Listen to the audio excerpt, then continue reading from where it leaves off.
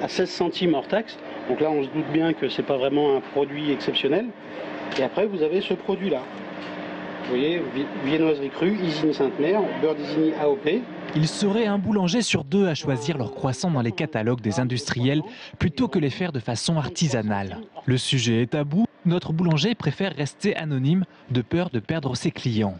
Mais il indique que si les viennoiseries, il préfère les acheter toutes prêtes, c'est parce que c'est moins cher, ça lui évite d'embaucher quelqu'un et il y a moins de pertes. C'est un industriel qui est bon parce que c'est du haut de gamme, mais c'est pas fait maison. Donc oui, effectivement, je triche peut-être. Mais je triche pas plus qu'un boulanger qui va le faire à la maison, mais qui va mettre des produits qui sont pas toujours de bonne qualité pour tirer sur les prix, pour avoir une meilleure rentabilité.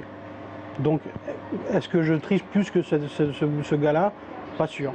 Pour le moment, seule une loi de 1998 oblige les boulangers à fabriquer eux-mêmes leur pain.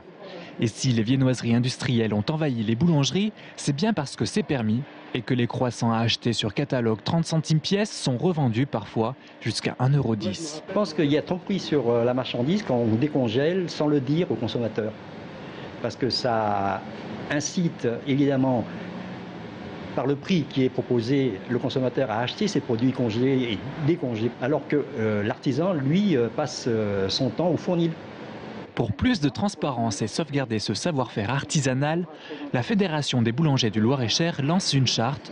L'objectif, mettre en avant le fait maison. Sur les 200 boulangeries que compte le département, une cinquantaine ont déjà rejoint le projet. Nous avons pensé à deux logos, c'est-à-dire qu'il y aura un logo à l'intérieur, devant naturellement la présentation des viennoiseries, et puis un logo, un visuel qui sera donc interne et externe et qui permettra aux consommateurs qui passent devant la boutique de l'artisan boulanger de deviner tout de suite par l'inscription que cet artisan fabrique bien toute sa viennoiserie.